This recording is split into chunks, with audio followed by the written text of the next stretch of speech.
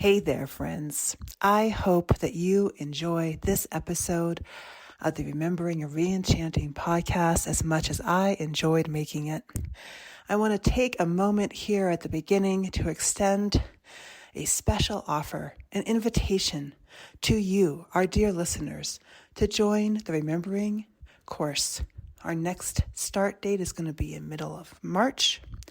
This is a powerful, deeply moving, and for many people, transformational experience into the heart of colonization, climate change, family histories, ancestors, and so many other critical intersecting pieces.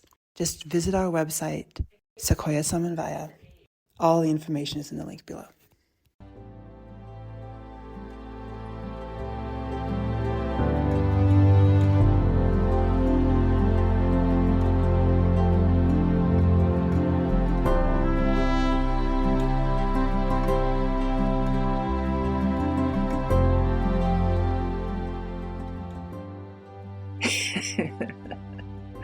Hello, and welcome to the Remembering and ReEnchanting Podcast. My name is Sara Jolena Wolcott, and I am your hostess on this sacred learning journey of unraveling, unveiling, and becoming more fully alive at the end of the world as we know it.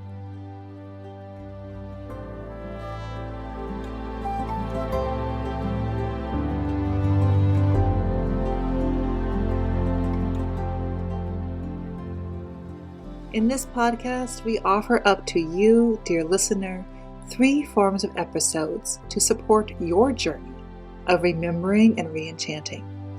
First, conversations with amazing people. Second, storytelling. And third, mythcasting. This episode is in the form of storytelling. These are real life stories where I'm sharing a story from a part of my journey that led to certain insights and realizations which have significantly shaped my teaching and the work at the Sequoia Samanvaya learning community which I started.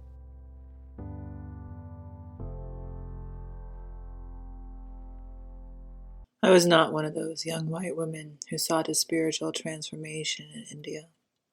Indeed, the thought of traveling to India to seek some nebulous spiritual awakening abhorred me. I was raised in a multi-generational Quaker family in Northern California, where the golden hills, coyotes, and owls claimed me, and where I committed myself to a being I experienced as moving between the stars and the moon in the belly of the valley that held my imagination. My child self referred to this mysterious yet present force as she and her. These days I sometimes refer to her as the divine feminine, though most names feel insufficient. Between my relationship to this being who spoke to me in a voice like thunder, which rippled through my body, and my vibrant Quaker community, where people helped one another, and no one thought that either my spiritual gifts or my use of the feminine language to describe the divine to be remotely unusual. I believe that I had all of the spiritual resources and insights I needed right at home. My interest in India, and indeed much of the global South, arose from an early childhood sense that there was something really wrong with the West. Not because of any particular spiritual lack, but because of something that looked on the outside to be in the world of the secular and the institutional. Let me contextualize this a bit. My father's family, the Wolcotts, are amongst the founding families of the United States, by which I mean they literally co-created this country. My family first landed here from England in 1635, renaming the Wampanoag land they land on Dorchester, after the port from which they had set sail, and after founding a small church with a roof they built from the local grasses and what was then the marshlands of what we now think of as Boston, they moved to what is now Connecticut. They remained significantly involved with the governance in the growing colonies. Later, my great-great-great-great great-grandfather, Oliver Wolcott, signed the Declaration of Independence and went on to become the governor of Connecticut. In his process of governance, he spent much time with the Haudenosaunee Confederacy, whom the French referred to as the Iroquois Confederacy. Oliver Wolcott was one of the men who was learning from the Confederacy as part of forming the structural foundations of what would become the United States. One of the many miracles of my life and a source of much inspiration for the work of remembering and reenchanting is that I am now in active working relationships with some of the descendants of the people from the Haudenosaunee Confederacy whom my great-grandfather and other members of my family knew. But that's a story for another day. So, there my father is, from a founding family. Tall, white, well-educated, charismatic, intelligent. And yet, what I saw was a man who was constantly struggling with the systems in which he was working. I saw how much he struggled with his co-workers and his bosses to do what he thought would be the right thing, to serve the people whom they were trying to serve. And I thought that if he, who had so much privilege, although I'm not sure if I used that term at the time, if he was struggling so much, and if he had such a hard time, maybe there was something wrong, not with him only, but with the system. I felt that there was probably something, certainly it was nebulous at the time, in the global South, something outside of America that would hold some kind of an answer. You could now, at the same time, my father was growing quite sick. As I got older, he developed a very severe chronic illness, which aggravated and interacted with the stress that he was experiencing at work. And on some level, I think I was looking for an elixir to that illness, not just his personal chronic health illness, but the larger illness of society, the stuff that he was facing at work, which certainly as a child I didn't fully understand. And I did not think I'd be able to find this answer that I was looking for at home. As my awareness of climate change increased, that feeling that started located in my childhood home became intertwined into this bigger, more than my family, momentous challenge. The need to go deeper, to search out the root of the illness, of this rift between humans and nature, to find some other way through, captivated me. I went into anthropology, religion, art, interdisciplinary studies, international sustainable development, as a way of searching for an answer to a question I could barely form. I studied and subsequently led international research projects across 33 countries at the Institute of Development Studies. And the questions we were asking was, how can we reimagine development? Poking at some of the very foundations of what is international development, of what is development. I had the opportunity to learn from some of the leading minds in Europe about climate change and about how messed up some of our basic ideas about the economy were. I lived in England long enough to know that while many of my ancestors were English, I most definitely was not. I also trained as a somatic healer and body worker, though I generally dismissed my own immense talent as unimportant. After all, what is the point of making a few people feel better when the world is on fire? When the opportunity came to work with the World Bank at an integrated water management project in India, I jumped at the chance. And it was that project that got me to Chennai, India. India was everything southern England was not. Hot, humid, crowded, lots of animals. Tastes and sights and smells that bedazzled me. Just learning to cross the city streets, dodging between cars and motorcycles, autos and cows, monkeys and children, required intense concentration to increase what I soon found were my nascent skills in navigating what I perceived to be chaos. Of course, it wasn't really chaotic. There was an order. I just didn't see it.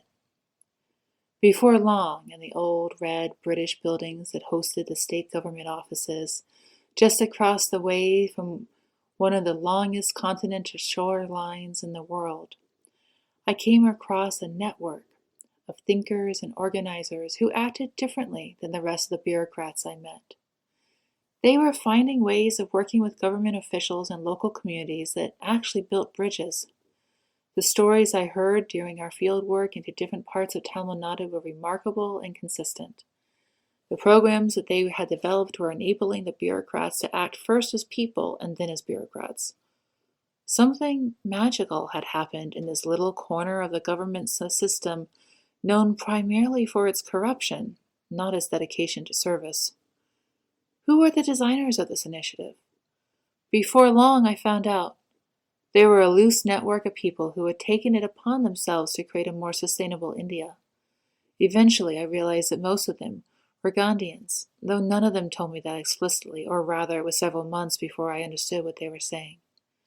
And it would be several years before I realized how radical their ideas about human development and spiritual evolution actually were. But it was enough to get me fascinated. When my assignment finished, I asked my boss in England if I could move to India.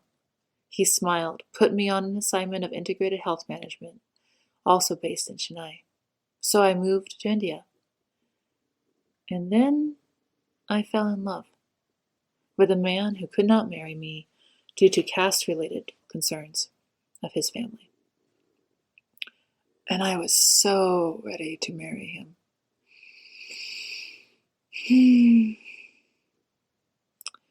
The reality of it all broke upon me one night when I was laying on the roof of the organic farmhouse where I was living, staring at the stars. So much beauty, so far away. I didn't feel I had anyone to turn to. There in the base of the southern parts of India, I felt adrift, alone. With a level of desperation, I reached to the stars, to the divine feminine who has been my companion and my guide since I was a little girl. I opened my mouth and I started to sing. To the stars, to myself. Song flooded through me. I sang and I cried and I sang. As I was singing, something touched me. I was held. I slept. Not long after, perhaps just a few days, I was in a village at the base of Tamil Nadu's sacred mountains, visiting with a local Dalit family whom a friend of mine was working with. The family was of the Dalit caste, the lowest caste in India, and they were telling me horrific stories of injustice that had been perpetuated on their family. I was not there in official capacity. I was tagging along with a friend who had connections in the area. I knew there was nothing I could do. Listening to his story, it also seemed utterly insufficient. Mostly because I could tell from the way he was telling his story that he had not experienced really being heard. But how could I, who could not speak his language, be of any help? How could I help him feel heard? When the time came for me to speak, I started to sing. In my rather broken American folk tradition, I turned his story into a song and sang it back to him. And in that moment, something happened. When I was done singing, and my translator roughly translated the gist of it, an older woman from the back of the hut, whom I had not even seen, came over to me and laid her hands on my head, nodding softly. Everyone in the room had tears in their eyes. The face of my host had shifted. The music had touched him. On some basic level, he felt seen and heard. And so I gradually stopped practicing as a social scientist and started singing. For a period of time, I traveled around India, listening to people's stories and turning their stories into songs, singing them back to them. At one point, my journey took me to South India, and to the tip of the continent where the oceans mixed together, and I met with a well-known bowel singer. I sang for her and she sang for me, and that was the first time that I experienced singing and thus music as a source of transmission from the spirit world. I experienced how music can itself be a path towards spiritual enlightenment. It was a far cry from my piano lessons as a child or my high school choir practices. Now let's be clear, I am not a particularly good singer. It was my ability to communicate from my soul that was important. I am not always on key. Fortunately, whether or not I was on key was not really the point. The more I sang, the more various teachers came forward, sometimes sadhus who lived simple lives singing only for themselves and for all of creation, not craving stages or fame, sometimes villagers, sometimes young musical entrepreneurs. That began my learning about the Indian philosophy around sound. The Brahman created the universe through vibration. That vibration, song, and sound is at the heart of the dynamic universe.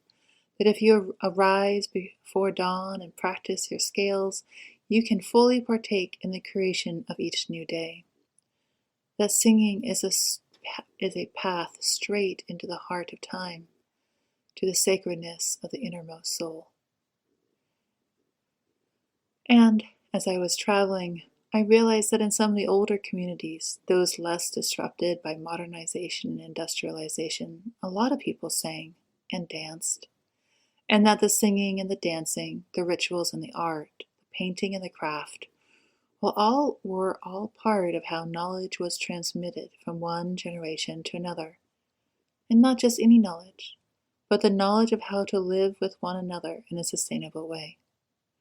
Eventually it dawned on me what I was every day embodying, that music and art and ritual and the spiritualness that infuses all of them was actually the beating heart of sustainability, of renewal. It was both a source of knowledge and it was a form of knowledge. It constituted an epistemology and an ontology. What I was encountering, experiencing, and partaking in was a form of renewal. When joined with land and water, traditional forms of governance, and dynamic local cultures, it made up some of the ancient wisdom that kept humans alive for millennia. This was the elixir I was seeking.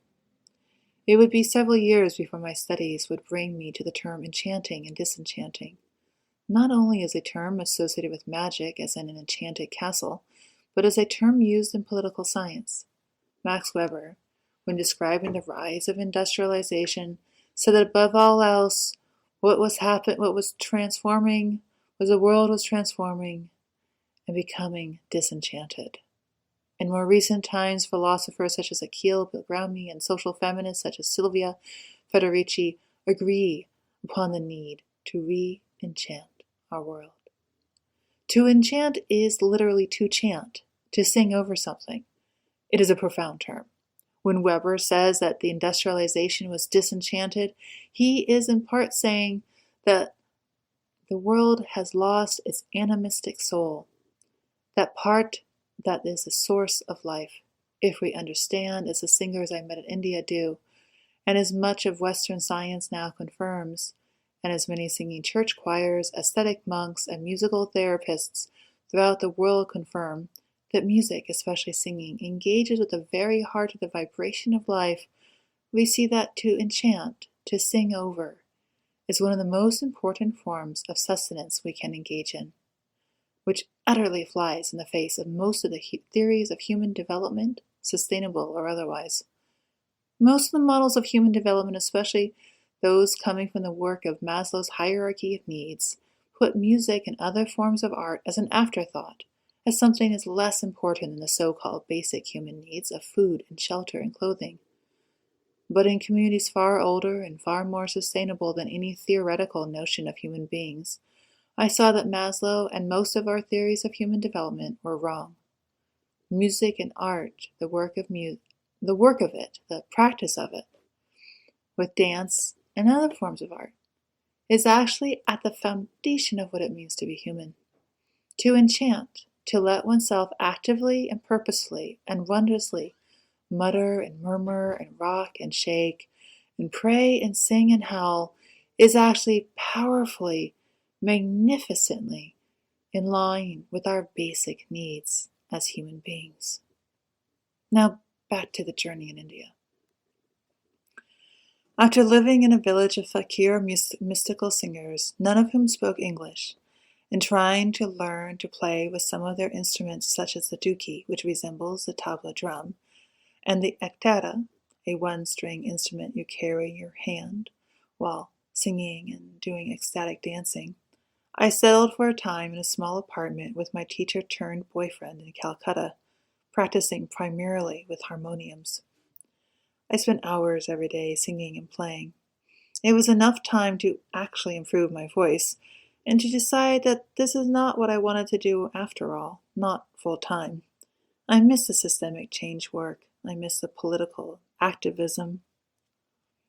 After a profound meeting with the goddess Kali in Calcutta and her helping me to leave what was becoming an emotionally abusive relationship, I traveled back down south, stopping along the way to learn from villages with ages of practices in drawing and painting. A project in Tamil Nadu opened up with the local foundation that was supporting rural women's health, and they invited one of my colleagues who was quite practiced in the field, as well as myself, to help them develop a monitoring and evaluation program. Instead of using a quote-unquote regular evaluation process, we delved into a local interpretation of an Indic spiritual practice. The team we were designing it for loved it. It fit their ethos and enabled them to express what they were doing far, far better than any of the Western forms of evaluation. It was abundantly clear to me it was possible to work with ancient cultural spiritual traditions to create better ways of living today. We could co-create tools that were both ancient and new, embedded in spiritual traditions and local practices. I was totally hooked. I saw a path towards sustainability that was not only technology and policy, not only organizing, but worked with a power that was so much bigger than that of governments or corporations or even the military. It was a power that flows through all of life, a power that was as real as the flowers and the plants blooming around me, a power that could be elicited in part, although only I think we should be clear in part, through enchanting. And when you are in it, it shapeshifts time and space, the fantastic and the real, what is heard and what is felt, and the sense of what is possible. Feels a lot like magic. And so, to my somewhat chagrin, my journey in India entailed an experience of spiritual awakening. My listening to the spiritual world had totally shifted. I was no longer purely a Quaker. I was no longer purely based in the Christian faith. I had to laugh at myself. It was clear that the work I was doing was not just what we often refer to as secular. It was also clear that the terms secular versus religious didn't really make sense. It also did not completely fit into my notion of what was scientific, although it absolutely is as rigorous and substantial as anything in a lab room that I had encountered. Maybe even more so, for I was working with the powers that enable entire human cultures to cultivate and share the knowledge that enables their own survival. One doesn't get much more material than that. And the entry point was spiritual, artistic, and embodied, all of which is practical. I knew then that I wanted to work in this space professionally, and I wanted to work at this from the vantage point of my own culture. I knew I could go far deeper into the Hindu and Buddhist worlds I was already a part of in India, but I was enough of a Quaker, perhaps enough of a Christian, and definitely an American, to know that the answers I was looking for were not only going to come from somebody else's culture. It would have to also come from firmly engaging with my own. And so I returned to the United States and started studying at Union Theological Seminary in the city of New York. And then my father died. I had found an elixir, something that helped me, at least, answer some of my own questions that led me to leave home, my home country to begin with. But it was not soon enough to save my father. The question remained, would it be enough to help me to heal myself? Would it be enough to help others? And that leads me to my next story, which is also a kind of a teaching that I will share with you next time, about how I came to understand that remembering and decolonization is an essential part of re-enchanting and of growing regenerative cultures, and how my father's death transformed my life, and how I shifted away from the question of am I enough?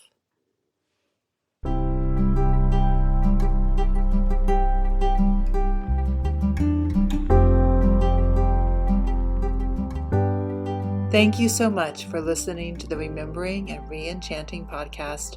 If you are enjoying what you are hearing, please subscribe, share, and leave us a review. I am always happy to hear from you, dear listener, to continue finding ways to connect the disconnected and go deeper on your own journey of remembering and re-enchanting with your communities, your organizations, and your families. I invite you to check out our courses and other community offerings via the Sequoia Samanvaya website. You can also follow us on Instagram, Facebook, and LinkedIn, though I must admit I spend much more time working with really amazing people than crafting social media. If you want to work with me one-on-one or bring me to speak at your organization or family office, you can find out more at sarajolena.com.